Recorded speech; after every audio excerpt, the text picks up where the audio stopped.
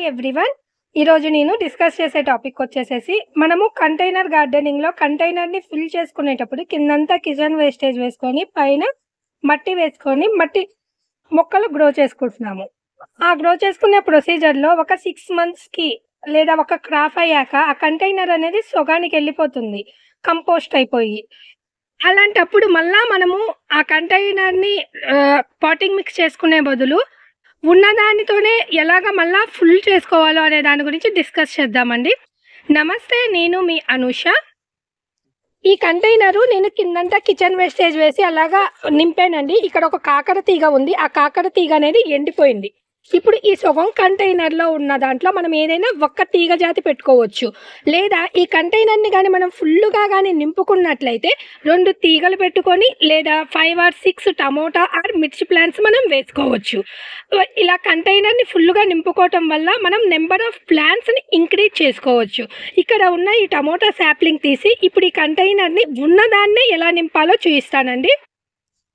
ఇక్కడ ఈ tomato sapling ఉంది. ఈ శాప్లింగ్ని జాగ్రత్తగా రూట్స్ డిస్టర్బ్ అవ్వకుండా తీస్తున్నాను, చాలా హెల్దీగా ఉంది. ఇప్పుడు ఈ కవర్స్ అన్నీ కూడా అడుగుకి వెళ్ళిపోయాయండి. ఈ కొంచెం పైకి లాక్కుందాం. అన్ని సైడ్లు సేమ్ అలాగే చేస్తున్నానండి.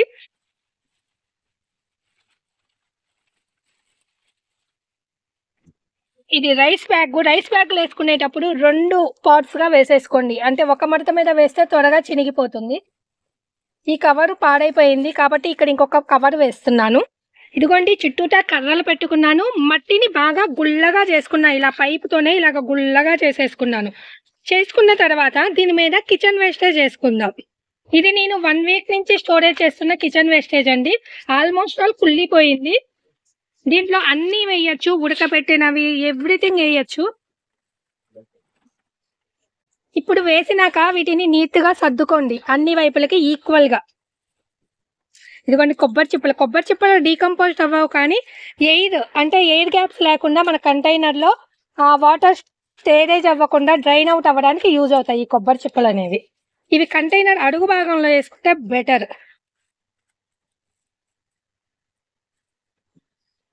ఇంకా కొంచెం ఉంది. ఇట్లా స్టోరేజ్ చేసుకొని మీరు 1 వీక్కి 10 డేస్కి ఒక్కసారి ఒక కంటైనర్కి మీకు ఎంత పడుతుందో తెలుస్తుంది కదా. ఇది మా గార్డెన్ నుంచి వచ్చిన తుక్కండి.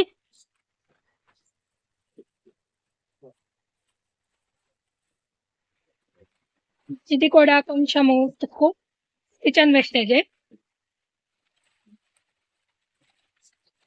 మనకి ఎండాకులు అవి లేవని కూడా ఏం ఆలోచించిన అవసరం లేదు. ఈ పేపర్స్ ఇవన్నీ వేసేయచ్చండి, చింపి వేసుకోండి. ఇప్పుడు ఆ పేపర్స్ని కూడా ఇలా తుంచి వేసానండి. దీని మీద ఇప్పుడు మట్టి వేసుకోవాలి. ఇలా నింపుకోవటం మూలన బిఫోర్ మనకి ఉన్న కంటైనర్లో మనము ఏదైనా ఒక్క మొక్కనే పెట్టుకోవచ్చు, తీగజాతి మొక్కని. బుష్ వెరైటీ మొక్కలు అయితే 2 మాత్రమే పెట్టుకోవచ్చు, అంటే పచ్చిమిరపకాయ, టమోటా రకం.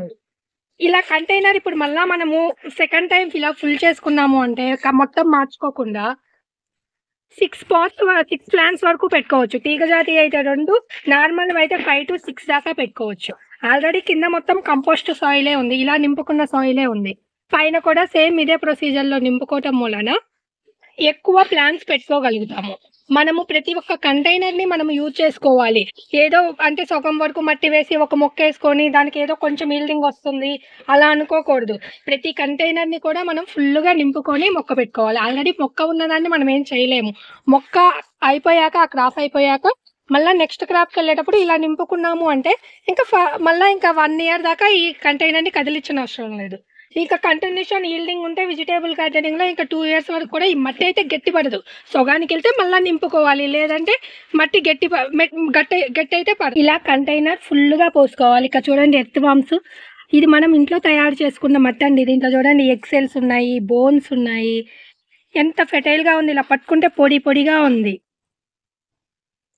ఈ ఎర్త్ వామ్స్ అనేవి మనం ఆల్రెడీ కింద వేసిన కిచెన్ వేస్టేజ్ని డీకంపోస్ట్ అవ్వడానికి బాగా యూజ్ అవుతాయి. వీటి విసర్జాలనే వర్మీ కంపోస్ట్ అంటాము. ఇప్పుడు ఈ కండిషన్లో ఉన్నప్పుడు మనం వాటర్ పోసుకొని మొక్కలు పెట్టుకోవచ్చు, నో ప్రాబ్లం. టమోటా, పచ్చిమిరపకాయ లాంటివి, ఎందుకంటే ఆల్రెడీ కిచెన్ వేస్టేజ్ అనేది 15 days బ్యాక్ కిచెన్ వేస్టేజ్ కాబట్టి. ఇప్పుడు వాటరింగ్ చేస్తున్నానండి. ఫస్ట్ టైం పోసేటప్పుడు కొంచెం కిందకి వెళ్ళేట్లుగా డ్రైన్ అవుట్ అయ్యేంత వరకు పోయాలి.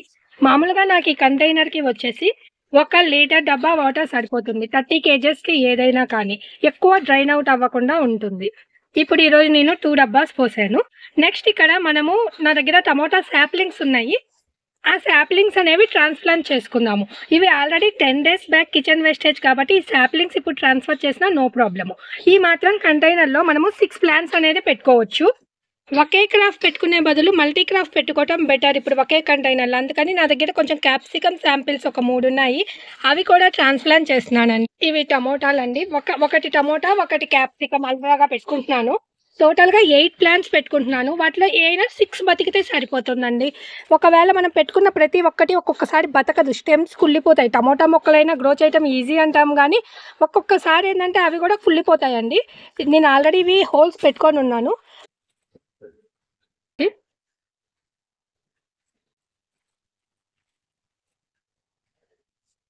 ఇలా వచ్చిన తర్వాత మనకు తడిగా ఉన్నా కానీ కొంచెం వాటరింగ్ చేయాలండి మొక్కలు ట్రాన్స్‌ప్లాంట్ చేసిన తర్వాత. చాలా మందికి డౌట్ వచ్చు కింద కిచెన్ వేస్టేజ్ వేసి వెంటనే మొక్కలు పెట్టాను అని. ఆ కిచెన్ వేస్టేజ్ అనేది 1/4 ఉంది.